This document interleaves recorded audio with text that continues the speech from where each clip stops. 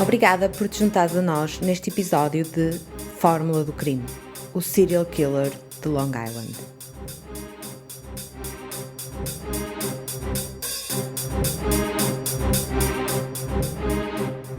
Anteriormente, em Fórmula do Crime, o serial killer de Long Island.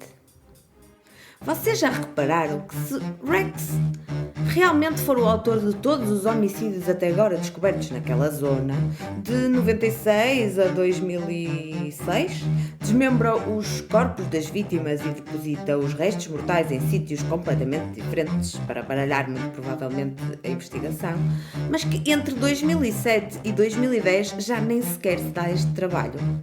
Afinal, por que razão é que o vai fazer se ninguém parece associá-lo aos homicídios? Não é? Não nos podemos esquecer e temos de manter em mente que há ainda, que se saiba, 3 corpos por identificar.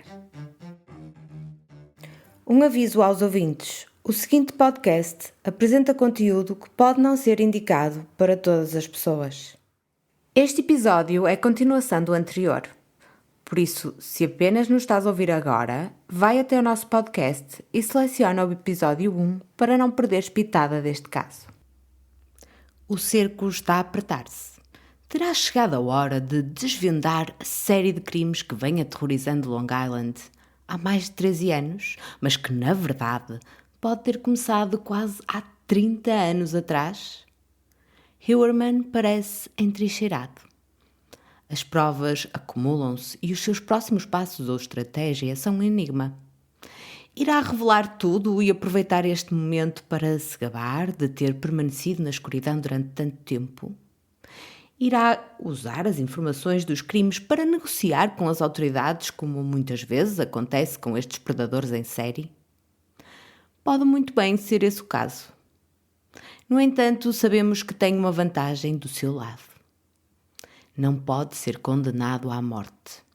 O Estado de Nova Iorque não adotou essa pena, por isso a sentença mais longa que enfrenta é a prisão perpétua sem liberdade condicional. Que, diga-se de passagem, se for considerado culpado, será muito provavelmente a pena que lhe está destinada. Logo, Heuermann sabe que nesse aspecto a sua vida não está em risco, por isso não beneficiará muito em negociar a admissão destes ou de outros crimes. Mas há algo que as autoridades podem explorar, porque o seu ego, isso sim, pode beneficiar. Por outro lado, a certeza de que terá toda uma equipa e muitas famílias ansiosas para que conte tudo o que fez pode também dar-lhe uma certa satisfação. Nesse caso, sabe que será alvo de atenção prolongada e que prolongará o sofrimento de quem procura respostas. Trata-se de um equilíbrio frágil e ténue, em que o estudo e a previsão da personalidade do suspeito pode vir a ter um papel preponderante. Será necessário abordá-lo cuidadosamente e, com toda a certeza, vai-se dar todo um jogo psicológico nos bastidores. Olá, eu sou a Isabel Formalista e esta é a Fórmula do Crime. Por enquanto, a única coisa que podemos afirmar com certezas é que Rex Heuermann declarou ao tribunal não ser culpado das acusações que lhe são imputadas. Se Rex for o serial killer que a polícia defende, este tipo de assassinos em série que se conseguem imiscuir na sociedade sem levantar qualquer suspeita, têm em regra uma vida e uma personalidade dupla. Não são raros os casos em que mantêm um emprego estável, contribuem ativamente para o sustento da casa e constroem um núcleo familiar coeso, ao mesmo tempo que perpetuam a sua vaga de assassinatos durante muitos anos. Isso causa uma estupefação geral no público que não consegue compreender como é que as pessoas próximas do alegado assassino não entendem ou auscultam os sinais que podem até não surgir com muita frequência, mas que ao longo dos anos têm de estar presentes, não há outra hipótese. O foco vira-se então para os familiares, amigos e pessoas que diariamente conviviam com o Heuermann. A sua esposa, Asa Elrup, tem-se mostrado chocada e boquiaberta com as acusações que foram feitas ao seu companheiro de 27 anos. O seu advogado comunicou isso mesmo durante as entrevistas que foi dando aos canais de comunicação social. Menos de uma semana após a detenção, Asa entrou com um pedido de divórcio. Entretanto, foram surgindo algumas informações.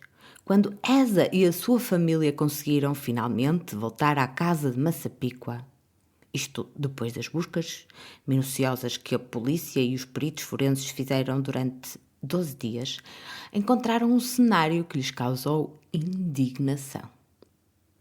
Segundo o advogado, a casa não tinha quaisquer condições de habitabilidade, estava substancialmente destruída e Asa não tinha sequer uma cama para dormir. Compreendo a indignação e a frustração desta família que literalmente do dia para a noite vê a sua vida completamente destroçada e que, depois de saber que o esteio do lar pode ser um terrível homicida, nem sequer tem uma casa, um porto de abrigo para onde voltar. Para além de altamente danificada, a casa de Massapequa tornou-se também um local de romaria, para onde não só os curiosos se dirigem, como também várias equipas de reportagem tentam captar qualquer coisa, um ínfimo pormenor, que possa suscitar o interesse do público. Em choque, descrentes e alvo de constante curiosidade, vêem-se sem um local para onde possam ir e organizar as ideias, processando tudo aquilo que lhes aconteceu. Para piorar, o enteado do acusado é um adulto com necessidades especiais e, segundo Asa Elrup, está a ter enormes dificuldades em perceber o que de facto está a acontecer, imagino. Todo o seu mundo foi afetado e a mãe não lhe consegue dar respostas. Ao contrário do assédio da comunicação social, a vizinhança moveu-se para ajudar Asa e os seus filhos. Muitas vezes são deixadas refeições, cartões com mensagens de ânimo e de empatia à porta da concorrida moradia. Há até lojas, vejam lá, que fecham as portas de forma a que consigam fazer compras ou, por exemplo, cortar o cabelo sem serem importunados. Em agosto de 2023, o advogado da esposa revelou ainda que Asa Elrup tem cancro de pele e de mama e que irá perder o direito ao seu seguro de saúde brevemente, uma vez que este estava contratado através do emprego de Huerman. Acrescentou que ainda necessita de cerca de 18 meses de tratamento e que Asa tem atendido as chamadas de Huerman, mas que nem ela nem os filhos tinham discutido com o suspeito os alegados crimes. Sem papas na língua, o advogado diz também que se Huerman for culpado dos crimes, vivia uma vida paralela e que a esposa não tinha conhecimento de nada. Esperamos bem que sim. Eu não consigo imaginar o que esta família passou e, aliás, ainda se encontra a passar. Acredito que a polícia e os seus associados não se podiam dar ao luxo de deixar de examinar 1 metro quadrado que fosse daquela casa, onde existe a real probabilidade de haver importantes pistas que ajudem a resolver os crimes. Não havia escolha, eles tinham mesmo de o fazer. Adicionalmente, a julgar pelo aspecto exterior da residência, o seu interior também não deveria estar lá muito bem cuidado. E há relatos de que a casa estava apinhada, muito preenchida. Logo, a peritagem viu-se perante uma tarefa hercúlea. Seria muito difícil deixá-la num estado aceitável. Muito embora tenha empatia pelos membros da família, não nos podemos esquecer de que há muitas outras famílias que sofrem há muitos anos e que continuam sem respostas, que podem muito bem estar escondidas, algures na casa de Massapequa. Nem sempre é possível haver uma justiça completa. E, sem dúvida, também a família do arquiteto foi afetada. No meio das notícias aterradoras, surgiu uma pequena luz ao fundo do túnel. Revendo-se na posição de Asa e dos seus filhos, Melissa Moore, a filha do Happy Face Killer, o assassino da cara feliz, interveio e decidiu ajudá-los.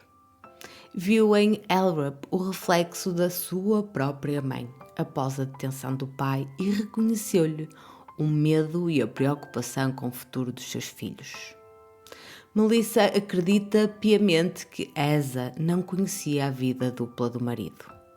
O próprio percurso de Melissa tem passado por apoiar os membros das famílias dos assassinos em série ao longo dos anos, ajudando-os a refazer as suas vidas da melhor forma possível.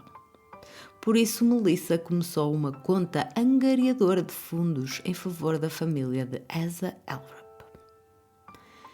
Esta iniciativa rapidamente ganhou tração e conseguiu juntar uma quantia considerável de dinheiro, permitindo que as necessidades imediatas fossem devidamente atendidas.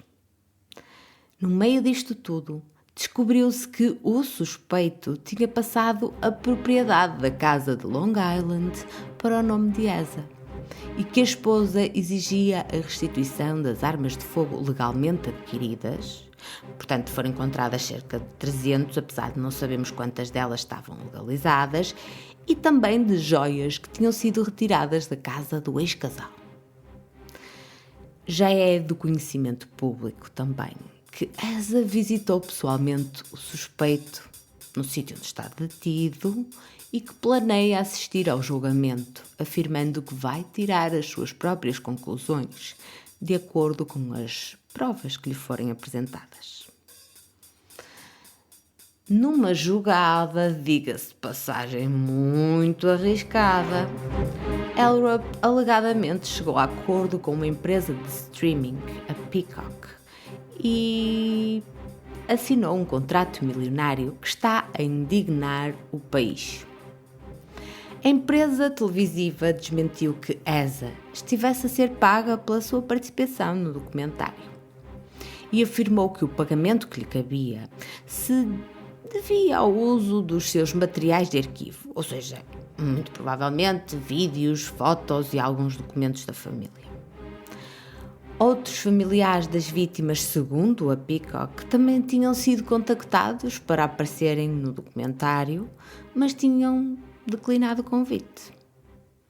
Este é um movimento perigoso, uma vez que Asa não terá, muito certamente, qualquer controle sobre o projeto e bastará um olhar, uma palavra ou um comentário para a envolver ainda mais na polémica que já a rodeia.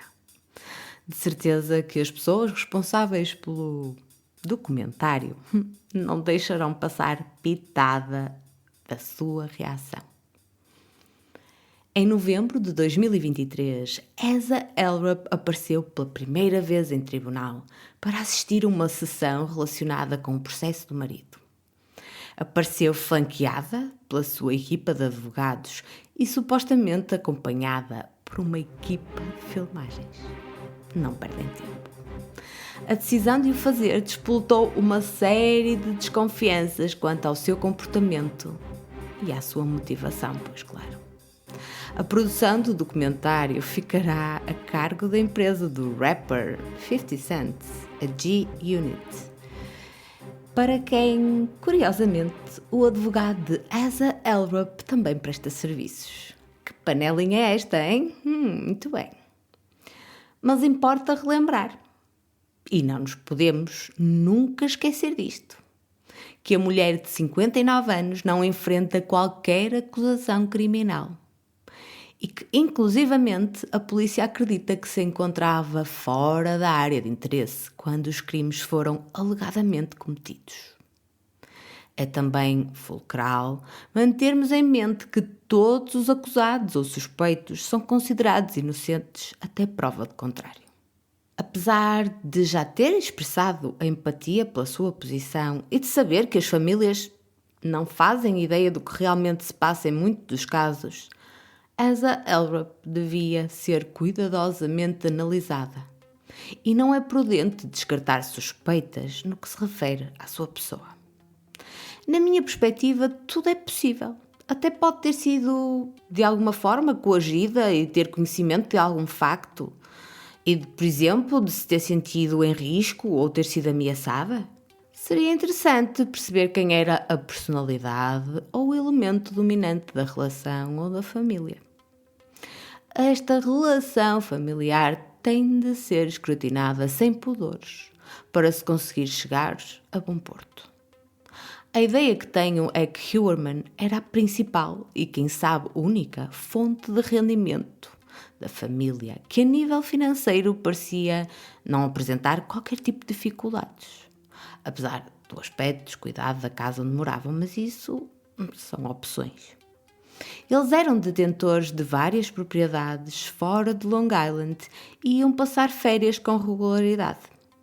É possível que Asa tivesse desconfiado ou até desaprovado algumas atitudes ou condutas do marido, mas sendo ele o grande contribuidor para a vida desafogada que levavam, talvez não tivesse tomado nenhuma atitude mais forte. Ou então até o poderia ter feito, mas Huerman rapidamente tinha conseguido dissuadi-la. Outro aspecto fundamental é a possibilidade de existir um ambiente de violência doméstica ou emocional. Por isso, há muitos ses e muitas nuances que não podem nem devem ser ignoradas. A família tem de ser vista à lupa e aí pode optar por ser completamente honesta ou não. Só o tempo dirá o que decidem fazer. Entretanto, Rex passou muito provavelmente pela primeira vez o período natalício de 2023 sem a família.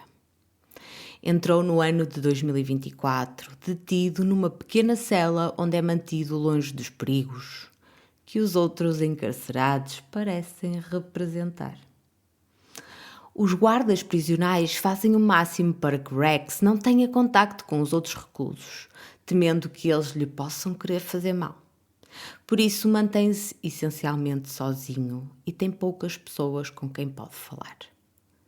Mas o ano novo não lhe traz boas novas. A 16 de janeiro de 2024, tal como já era previsível, Rex Huerman é acusado de homicídio não premeditado de Maureen Brenner Barnes. Supostamente, aquela que foi a primeira das 4 vítimas de Gilgo a ser assassinada. Com esta nova acusação, Huerman e a sua equipa legal terão de lutar para desacreditar as provas apresentadas pelo Ministério Público no que se refere a 4 homicídios.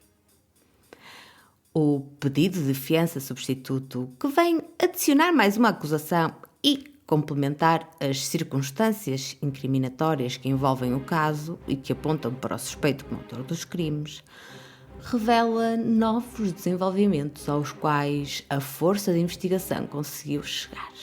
E que desenvolvimentos estes? Como já vos tinha dito, este pedido de fiança que foi apresentado nesta altura, apresenta uma acusação substituta que incorpora não apenas as acusações já mencionadas no anterior, mas também a acusação adicional de homicídio simples pela morte de Maureen Brenner Barnes em ou por volta de 9 de julho de 2007. Um ponto que eu queria aqui realçar é que em todas estas acusações o Ministério Público tem sempre aquela necessidade de dizer que é em ou por volta de, e depois diz o dia onde as vítimas desapareceram. Ou seja, o dia em que as vítimas desapareceram. Porque não há certezas de que elas tenham sido mortas nesse dia, tenham sido feitas, por exemplo, reféns e tenham sido mortas num outro dia. Por isso é que eles fazem sempre questão de dizer que terá sido em ou por volta do dia onde eles desapareceram. Isto é um ponto que vai ter extrema importância no desenrolar de todo o processo. Por isso é que eu queria deixar isso bem claro. Também agora, neste novo documento apresentado ao Tribunal, a acusação deixa bem claro que Rex Huerman não pode ser libertado sob fiança, em hipótese alguma. Tendo por base a acusação do arguido Huerman de um crime adicional no que diz respeito a uma quarta vítima, A natureza grave dos crimes, o planeamento e premeditação destes crimes, a robustez do caso, a extensão do encarceramento que o arguido enfrenta após condenação, o período de tempo alargado que este arguido escapou à detenção e os restantes factos abaixo apresentados e contidos na prova A, mantemos a posição firme de que a única forma de garantir que o arguido Rex Heuermann volte ao tribunal é mantê-lo detido sem direito de fiança. A prova A é tudo aquilo que foi apresentado a quando da indiciação inicial das outras 3 vítimas. Os registros estabelecem agora que a esposa do arguido Heuermann também se encontrava fora de Nova Iorque durante o desaparecimento de Maureen Brenner Barnes. Como apresentado na prova A, os registros telefónicos estabelecem previamente que a esposa e os filhos do arguido Heuermann estavam fora do estado durante os desaparecimentos e homicídios de 3 das 4 vítimas, mais especificamente a Melissa, Megan e Amber. Recentemente, durante a execução de numerosos mandados de busca que se seguiram à detenção do arguido Heuermann, as forças policiais obtiveram acesso a milhares de documentos provenientes de unidades de armazenamento alugadas pelo arguido Heuermann. Apesar de a análise destes registros ainda de estar a decorrer, entre estes registros encontra-se um extrato bancário do cartão de crédito Bank of America, datado de agosto de 2007. E eles apresentam a imagem a seguir, que indica um check-in no Hotel Flagship em Atlantic City, bem como transações que são indicativas de uma estadia em Atlantic City, na mesma cidade, desde 6 de julho até 20 de julho de 2007. Portanto, tendo em conta que a Maureen terá desaparecido por volta do dia 9, então entre dia 6 de julho e 20 de julho, há uma estadia que está cobrada no cartão de crédito em Atlantic City, portanto bem longe de Massapequa, bem longe de Long Island e bem longe de Nova Iorque. Tendo em conta entrevistas com testemunhas realizadas após a detenção do arguido, incluindo entrevistas com a esposa Asa Elrup e os seus 2 filhos, a força de investigação conseguiu corroborar que entre estas datas, a esposa do arguido e os seus 2 filhos permaneceram em Atlantic City, Nova Jersey. E a viagem tinha começado com o arguido em Nova Iorque. Portanto, a família saiu de Nova Iorque e deixou o pai, no fundo, Rex Heuermann, em casa. De acordo com a investigação realizada até à data, Asa Elrup e os seus filhos registaram-se no hotel a 6 de julho de 2007, quando começou a cobrança no cartão de crédito. O arguido depois juntou-se e chegou à cidade de Atlantic City a 13 de julho de 2007. Portanto, se Maureen desapareceu a 9 e se foi Rex, que a matou, este crime terá ocorrido entre 9 e 13 de julho. Nessa data, o arguido Heuermann e a sua família registaram-se no clube Wyndham Skyliner Tower, em Atlantic City, Nova Jersey, tal como visto acima. Consequentemente, a esposa e os filhos do arguido Heuermann estiveram, de facto, em viagem fora do estado de Nova Iorque durante a altura do desaparecimento de Maureen, que ocorreu no dia 9 de julho, como já tínhamos visto. Com base no que precede, os homicídios de todas as 4 vítimas ocorreram em momentos em que a esposa e os filhos do arguido Heuermann estavam a viajar fora do estado, o que permitiu que o arguido tivesse tempo para executar os seus planos para cada vítima, sem medo que a sua família descobrisse ou tomasse conhecimento do seu envolvimento nestes crimes. Mais uma prova de que Rex aproveitava cada escapadinha da família em que ele não tivesse de estar presente para ter tempo, planear, esconder os assassinatos. Claro, os alegados assassinatos que cometeu, não é? Porque neste caso ainda não está condenado por absolutamente nada. Para além disso, há também um outro ponto que é interessante aqui vermos. Telefones sem registro adicionais e atividade online que foi relacionada com o arguido Heuermann. Tal como descrito na prova 1, durante o curso de investigação ao arguido Huerman, os investigadores descobriram várias contas online e telemóveis sem registro associados ao arguido, que eram detidas pelo arguido sob nomes fictícios e usados para atividades ilícitas. 2 destes telefones foram recuperados no momento da detenção. O 679 foi recuperado do escritório do arguido, em Manhattan, e o 671 estava na posse do próprio Huerman, que usou estes telefones para centenas de contactos com trabalhadoras do mundo do sexo entre 2020 e 2023. Por exemplo, uma extração ao número 697, que é um telefone Alcatel dobrável, recuperado da gaveta da mesa de trabalho do arguido Huerman, revelou as seguintes comunicações. Tenham bem atenção a isto.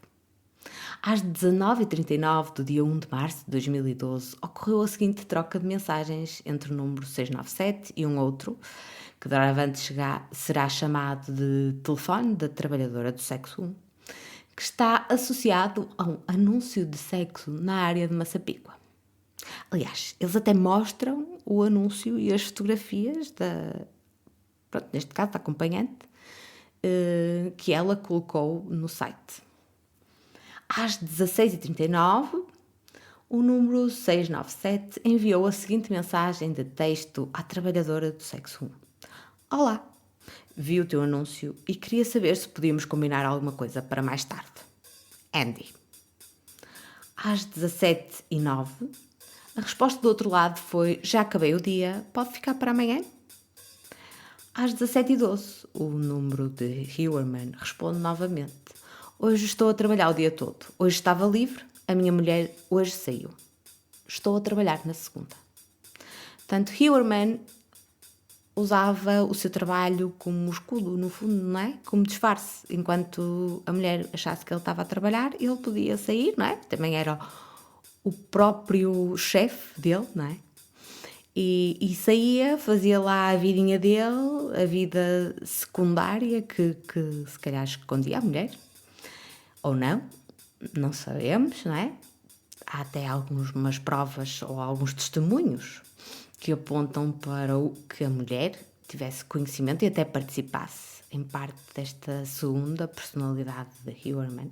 O certo é que pouco depois a trabalhadora do sexo 1 responde: ok querido, estou disponível segunda das 9 às 14, terça das 10 às 19h30 e sexta das 11h30 às 17h30. Às 17h19, o número 697, o de Huerman, responde novamente: obrigado, vou ver o melhor dia para mim.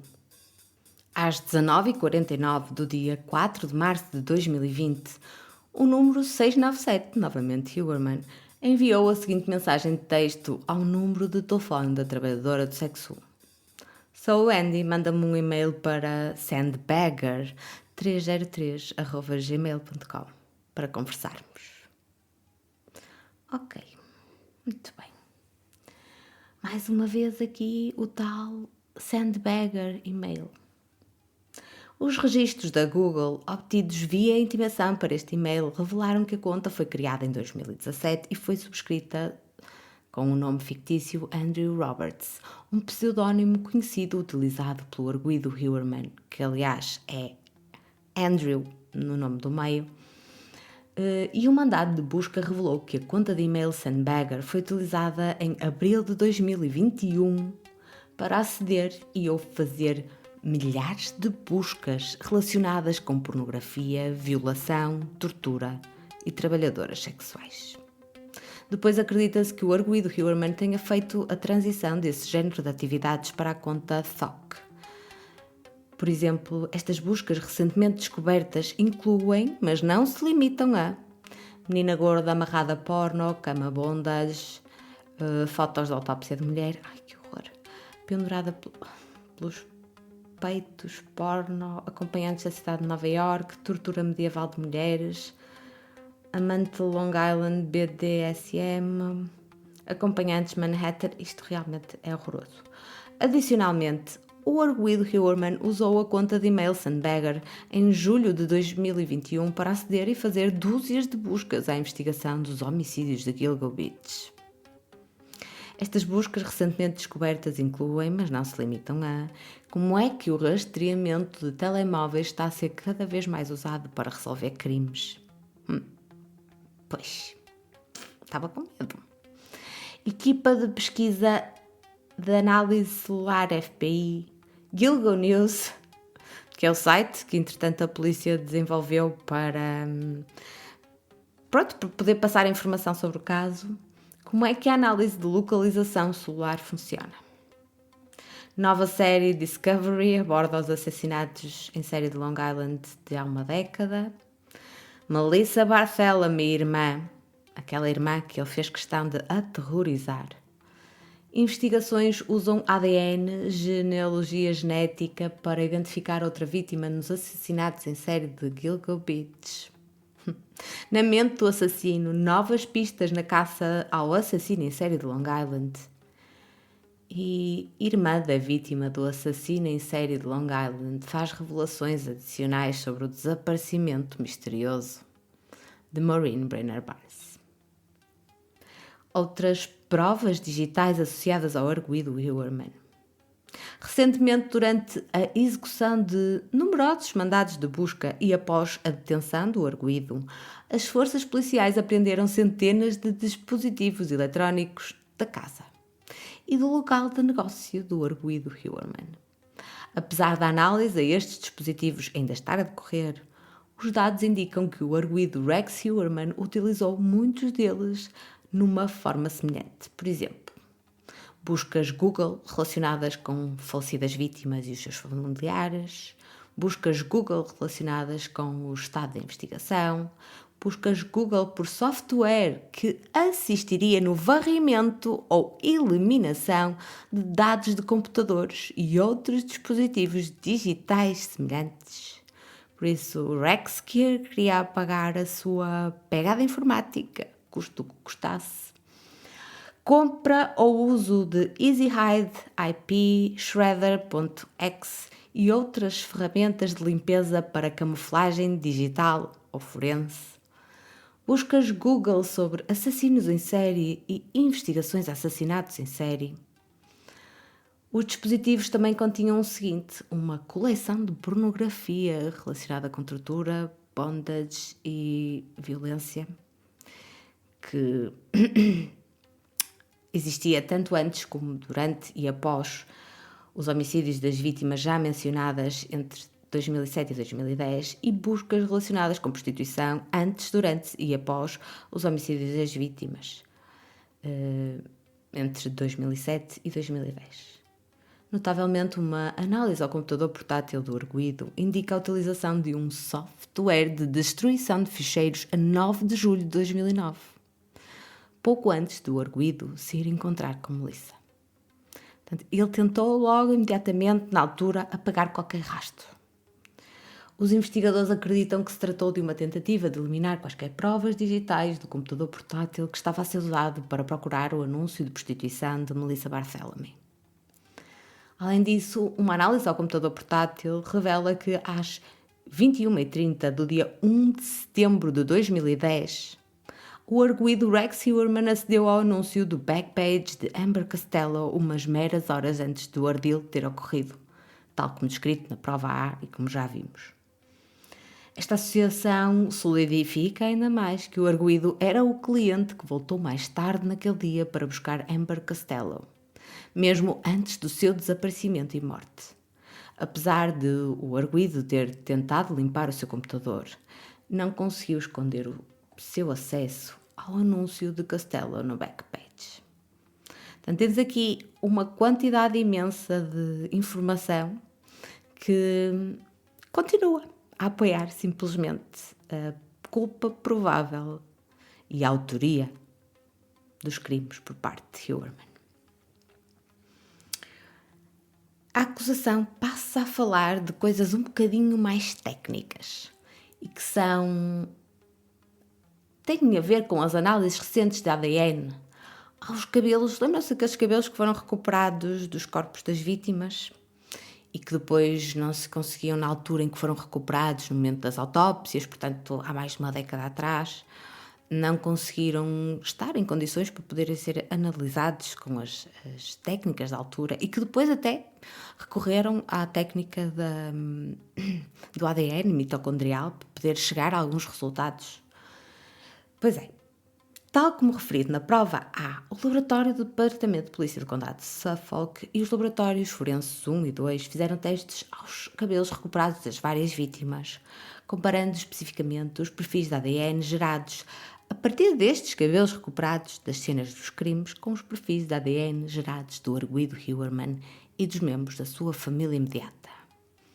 A 14 de julho, a Força de Investigação encontrou-se com a esposa do arguido Heuermann, Asa Elrup, bem como com a sua filha, Victoria Heuermann, e o seu enteado, Christopher Sheridan, e obteve esfregaços bucais de cada uma das 3 pessoas com o seu consentimento. Portanto, a partir desse momento, eles ficaram com o ADN, vindo diretamente de cada um dos membros da família e que foi dado com a sua autorização. Os esfregaços foram transportados até ao laboratório de polícia do Condado de Suffolk e estas amostras foram novamente testadas contra os perfis desenvolvidos a partir das malfadadas 11 garrafas, lembra-se? Que tinham sido previamente recolhidas das latas do lixo que estavam em frente à residência do arguido, em 21 de julho de 2022, bem como um 12º item. Vocês ainda não conheciam, nem eu, não é? Uma lata da marca Monster Java, abaixo descrita. A Monster Java, a maior parte de vocês deve conhecer, mas é uma bebida energética. A lata Monster Java foi recuperada nada menos, nada mais do que de Victoria Heuermann. A 25 de maio de 2023, por isso, menos de um mês antes da detenção, agentes à paisana da Força de Intervenção procederam à vigilância física de Victoria Heuermann, a filha do arguido, que na altura tinha 26 anos. Ela entrou num comboio, na Penn Station, que se dirigia até Massapequa Park. Portanto, muito provavelmente, ela estaria até a regressar do trabalho que tinha no escritório do pai. O agente observou que Victoria bebeu de uma garrafa cor dourada da marca Monster Java e até tem aqui, portanto, uma fotografia onde se vê uma mulher, uma rapariga, não é? Com a lata a beber, sentada no comboio. E quando o comboio chegou a Massapequa Park, a vigiada deitou a dita garrafa no caixote de lixo. Claro que o agente que a estava a vigiar recolheu a garrafa que foi transportada para o laboratório de polícia para análise. Lembremos-nos que, após a detenção do arguido, o laboratório de polícia do Condado de Suffolk foi capaz de, entre outras coisas, chegar às seguintes conclusões. O perfil de ADN desenvolvido a partir do esfregaço de Victoria Heuermann correspondia ao perfil de DNA da lata Monster Java, portanto, era ela.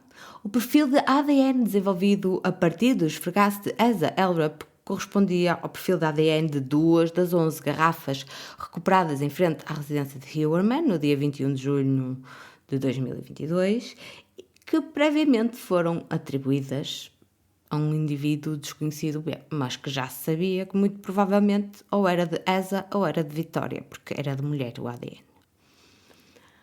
As amostras retiradas da lata e dos esfregaços bucais de Victoria e de Asa foram enviadas para os laboratórios forenses 1 e 2 para se proceder à obtenção do perfil de ADN e comparações adicionais. Conclusões. Tudo isto envolvendo técnicas de DNA mitocondrial e de DNA nuclear e que estão entre as técnicas mais avançadas que se utilizam de momento. Isto tudo para demonstrar que chegaram às seguintes conclusões. No que se refere à vítima Maureen Brenner Barnes, encontrou-se cabelo de mulher que estava na fivela do cinto que restringia o seu corpo, nomeadamente a parte inferior do seu corpo. A nível DNA mitocondrial não há resultados, mas a nível DNA nuclear sabe-se que é 7,9 trilhões de vezes mais provável de advir de um indivíduo com um perfil genético idêntico a Asa Elrup do que de um indivíduo não relacionado. Em relação a Megan Waterman, foram encontrados 3 cabelos. Um deles, fora da zona da cabeça, era de mulher. Os resultados da DNA mitocondrial afirmam que 99,69% da população norte-americana pode ser excluída, mas não Asa Elrup ou Victoria Huerman. E a nível de resultados de DNA nuclear, é 2.374 vezes 10 elevado a 48 vezes mais provável que advenha de um indivíduo com um perfil genético idêntico a Asa Elrup. Vocês conseguem imaginar só a magnitude destes números? Eles realmente têm muito significado. No que se refere ao cabelo que foi encontrado na fita da zona da cabeça de Megan Waterman, ele também era de mulher. A nível de DNA mitocondrial não são mostrados resultados, mas a nível de DNA nuclear sabemos que é 2.778 vezes 10 elevado a 480 vezes mais provável que advenha de um indivíduo com um perfil genético idêntico a Asa Elrup. Eu até tenho dificuldade em conseguir fazer-vos passar estes números. Por fim, o último cabelo encontrado em Megan Waterman e o terceiro foi encontrado no fundo da serapilheira. Os resultados de DNA mitocondrial mostraram que 99,96% da população norte-americana pode ser excluída, mas não o infame Rex Huerman. A nível de resultados de DNA nuclear, sabemos que é 1408 vezes 10 elevado a 169 vezes mais provável que advenha de um indivíduo com um perfil genético idêntico a Rex Huerman do que de alguém que não lhe é relacionado. Amber Costello, eu até tive de fazer aqui uma pausa.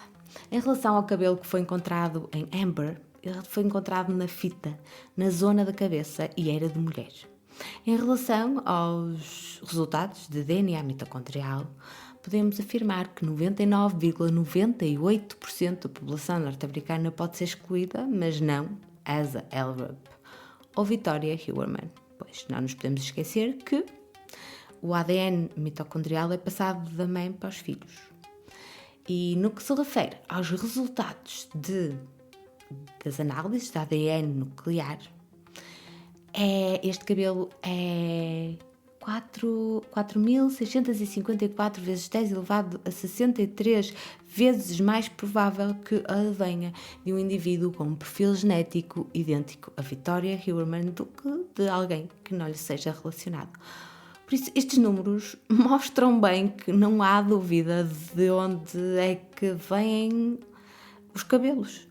Já foram identificados e não há como rebater este tipo de resultados. É clarinho como a água, como se costuma dizer.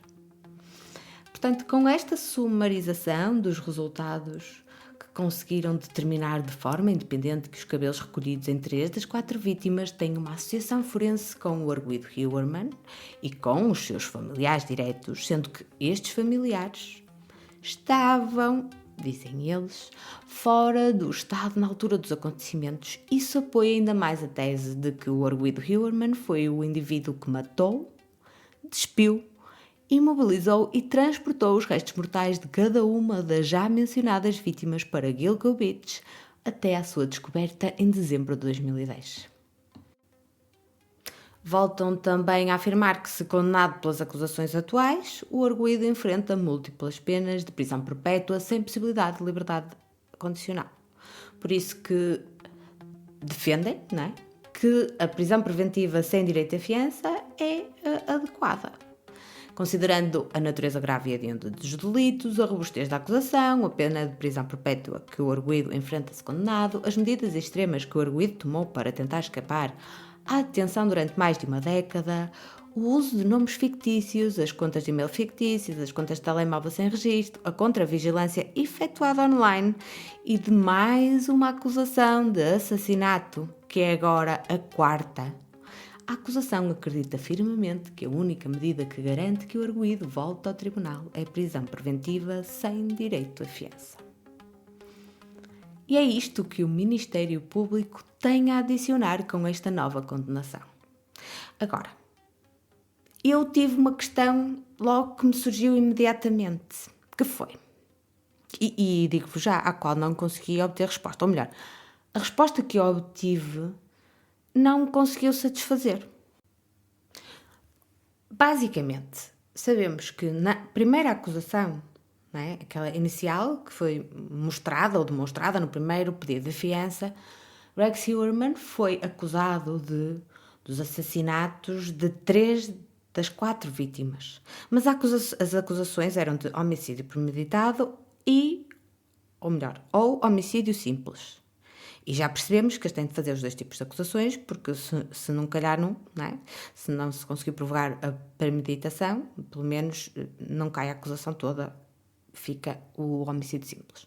No entanto, em relação a Maureen, eles deixaram cair a acusação de homicídio premeditado. E isso foi uma coisa que me causou muita estranheza. Então eu fui tentar pesquisar o porquê desta alteração. Segundo consegui entender, mas digo-vos já que muitos advogados americanos também não conseguiram perceber isso, não conseguiram perceber o porquê, tem a ver com algum aspecto técnico e com algum tempo, ou melhor, espaço temporal que tem de ser cumprido para que ele possa ser acusado de homicídio premeditado. Portanto, por uma questão técnica qualquer, ele acabou por ser só, entre aspas, não é? Acusado de homicídio simples. No entanto, a acusação está lá. E também sabemos que não vai fazer muita diferença, porque caso ele seja responsabilizado por também este crime, a sua pena não irá ser assim tão diferente do que seria antes. A diferença é que é feita justiça em nome de Maureen também, e que também ela é reconhecida como tendo sido, se ele for condenado, uma vítima de Rex Heuermann. No dia 16 de janeiro, Ray Tierney deu uma conferência de imprensa em consequência desta nova acusação, onde, para além de todos os associados, realça também a importância da participação dos serviços secretos norte-americanos que os auxiliaram nos downloads dos dispositivos inteligentes. Ray Tierney, que é o procurador deste caso, fez questão de enfatizar a natureza humana de cada uma das vítimas e de as descrever não pela atividade que desenvolviam, mas pelas suas outras vertentes, destacando que eram pessoas amadas e acarinhadas e que também elas amavam e cuidavam das pessoas que as rodeavam. Já agora, aproveito para dizer que culpar a vítima não pode ser nunca uma atitude aceitável. Independentemente das circunstâncias ou das escolhas de cada um, não há nada que justifique que alguém se sinta no direito de retirar a vida de uma outra pessoa inocente. Este culpar de vítimas é muitas vezes uma forma de esconder uma perspectiva machista, racista, até xenofóbica, e isso é inaceitável. Tenho visto por aí comentários que defendem que, por exemplo, as mulheres que se põem a jeito para serem vítimas de ataques sexuais, só porque decidiram usar um decote e uma mini saia. A sério? Que mundo machista e pequenino é este em que ainda vivemos? Vamos lá, pessoal. Há que evoluir. O homem não é o centro do universo, nem a mulher. Somos iguais e servirmos para nos complementarmos e vivermos em harmonia. A única coisa que é inaceitável é o comportamento criminoso, não as escolhas de vestuário das vítimas. E isto é só um exemplo. Continuando. Ray afirma que esta acusação marca uma alteração na investigação. A investigação do grande júri às 4 vítimas de Gilgo está encerrada e foi concluída. Estes casos irão ser perseguidos em tribunal e ele espera que as alegações sejam provadas. Contudo, alerta que o trabalho do grande júri continua no que se refere às outras vítimas, cujas mortes continuarão a ser investigadas pela força de investigação. Ainda bem, Ray, essas também merecem justiça. Prossegue falando do conteúdo do pedido de fiança e no fim da conferência de imprensa falou a famosa e muito estimada advogada Gloria Allred, conhecida pelo seu ativismo pelos direitos das vítimas e em especial das mulheres, e que, apesar da sua idade já adiantada, continua firme na sua jornada de defender os direitos à igualdade e ao acesso à justiça. Gloria Allred marcou profundamente a lei americana e está presente nesta conferência de imprensa como advogada dos amigos e das vítimas alegadamente assassinadas às mãos de Heuermann. Para quem não conhece Gloria Allred e o seu percurso de vida, tem de ver o documentário com o mesmo nome, Gloria Allred, e que penso que vi há uns 2 ou 3 anos na Netflix. Não podem mesmo perder, porque é muitíssimo inspirador. Gloria Allred representa Lynn Barthélemy e Amanda, mãe e irmã de Melissa, Nicolette Brainerd Barnes, filha de Maureen, e Melissa Kahn, irmã de Maureen, Sarah Carnes, amiga de Maureen, Elizabeth, tia de Megan Waterman e guardiã legal da filha de Megan. Gloria conta algo que lhe aconteceu há 39 anos atrás, quando foi contactada por uma mulher que se prostituía para sustentar a si e ao seu pequeno filho. Este relato é impressionante e nota-se mesmo que ela quer passar uma mensagem. Portanto, esta mulher que a contactou tinha conhecido um homem que aceitou como cliente para um ato sexual específico. Contudo, esse cliente queria violá-la e sodomizá-la e a mulher alega que disse que não queria, mas ele cumpriu a sua vontade conforme pretendia, à força. Depois, no fim, como se não fosse suficiente, assaltou-a.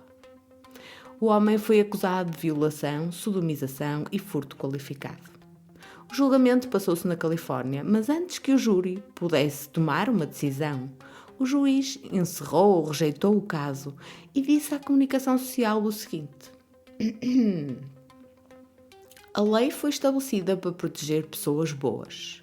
Você, a minha mulher, as minhas filhas, as minhas netas. Não protege uma prostituta de rua contratada numa boleia. Este caso não deveria ter sido apresentado.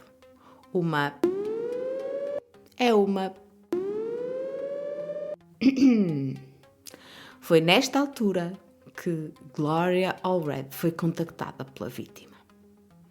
Ficou estarrecida. Este caso não era sobre um contrato, era sobre uma violação e o direito que todas as mulheres têm de dizer que não. Este juiz tinha de facto declarado aberta a temporada de caça às prostitutas, segundo Gloria.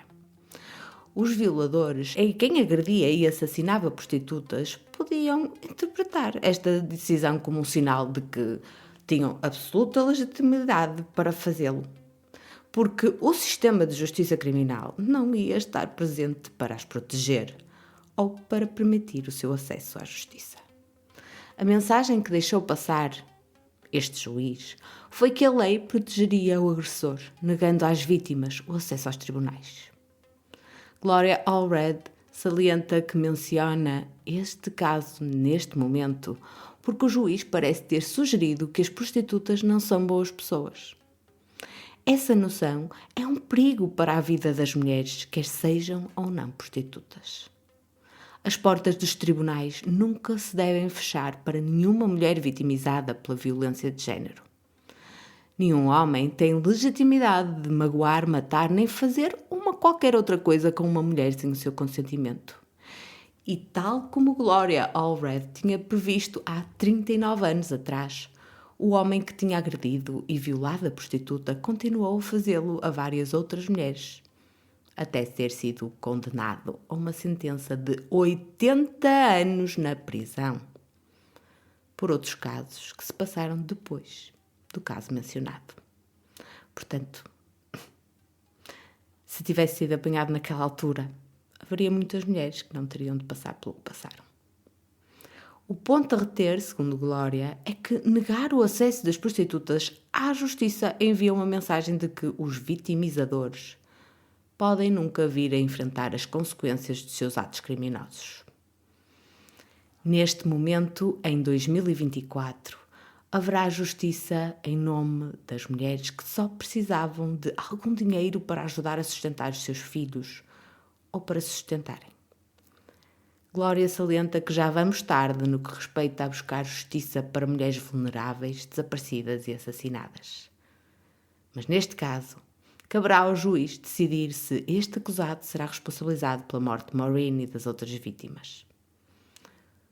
Glória passa a mensagem de que deseja que seja um julgamento justo para o réu e que seja feita justiça a Maureen.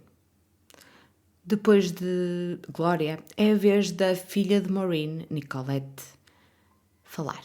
Ela faz pela primeira vez uma declaração ao público onde diz que tinha apenas 7 anos quando a mãe, Maureen Brenner Barnes, foi assassinada.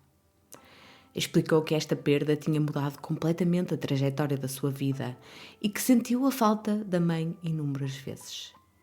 Sabia que ela voltava sempre para ela e agora já nem sequer se recordava do som da sua voz. Desejava que ela ainda estivesse cá, mas que esse direito lhe tinha sido retirado. Durante anos, Nicolette pensou que ninguém ia ser acusado e que, muito embora a perda da mãe fosse uma grande tristeza, esta acusação trouxe-lhe a si e à sua família a esperança de que seja feita justiça. Nicolette reconhece que deve muito à sua mãe e tem a certeza de que Maureen queria que falasse em seu nome neste processo e que dissesse a toda a gente quem ela realmente era. Mesmo que seja algo extremamente doloroso, Nicolette vai fazê-lo porque quer que todos recordem a mãe como a pessoa carinhosa que foi para ela. Melissa Cann, irmã de Maureen e tia de Nicolette, também falou. Muito emocionada e de voz embargada, Melissa apresentou-se como a irmã de Maureen, uma irmã que tinha orgulho de quem ela era. Agradeceu os esforços das autoridades e sublinhou que se tinham passado 16 anos desde o momento em que viu e ouviu Maureen pela última vez. Afirmou que a perda da irmã foi uma ferida que nunca conseguiu sarar. A Maureen tinha 2 filhos lindos que ficarão para sempre sem mãe. A irmã era a mais velha dos filhos e tinha estado sempre lá quando ela necessitava. Tinha a ambição de se tornar escritora e adorava ler. Só tinha 24 anos e tinha uma vida inteira à sua frente. Mas ela nunca teve a oportunidade de mostrar o seu talento ao mundo. Nunca se saberá no que é que Maureen se poderia ter tornado, porque a sua vida foi-lhe retirada de uma forma trágica. Melissa diz que nos últimos anos a família viu Maureen a ser julgada e marginalizada. Mas a Maureen era muito mais do que tem sido dito em público. Era, antes de tudo, uma mãe amorosa, uma irmã carinhosa e uma amiga generosa. Com a sua perda veio uma dor e um pânico insuportável. Melissa Cann afirma que a sua vida ficou em cacos quando teve a confirmação da morte da irmã. Ela tem sofrido com stress pós-traumático e pensa sempre que o pior vai acontecer. Pede a todos que recordem as 4 vítimas e todas as outras vítimas cujas mortes ainda não resultaram em acusações a qualquer suspeito. E penso que não há melhor forma de terminar este episódio relembrando Megan, Maureen, Amber e Melissa. Não nos podemos esquecer que eram jovens. O seu percurso de vida poderia ter sido qualquer percurso de vida. Porque nós não sabemos o futuro, não sabemos no que é que elas se iam tornar. Sabemos, contudo, que esse direito a crescer, a mudar e a tornarem-se aquilo que quisessem, no fundo, lhes foi negado. Não só a si, como todas as outras pessoas que os rodeavam. Os filhos, as mães, os amigos, as irmãs, os irmãos. Todas estas pessoas foram marcadas pela ação de um alegado assassino. Por hoje é tudo. Vemo-nos no próximo episódio da Fórmula do Crime. Em Portugal, a APAV apoia pessoas vítimas de crimes, seus familiares e amigos de forma gratuita e confidencial. Tem uma linha de apoio à vítima que poderá ser usada nos dias úteis entre as 8 e as 22 horas. O número é o 116 006. Se o objetivo for fazer uma denúncia de uma situação de violência sexual às autoridades, pode fazê-lo através do Ministério Público, da Polícia Judiciária, da Polícia de Segurança Pública ou da Guarda Nacional Republicana. A pessoa que contacta as autoridades não tem de apresentar provas, basta referir que suspeita que a situação está a acontecer e dar o maior número de elementos que souber. As denúncias de situações de violência doméstica são gratuitas e podem ser anónimas. Logo que as autoridades policiais ou o tribunal tomem conhecimento dessa denúncia, são obrigados a iniciar a investigação. Por isso, se souberes, desconfiares de alguma situação destas, contacta as autoridades. Não fiques parado, procura ajuda, porque amanhã pode ser tarde demais.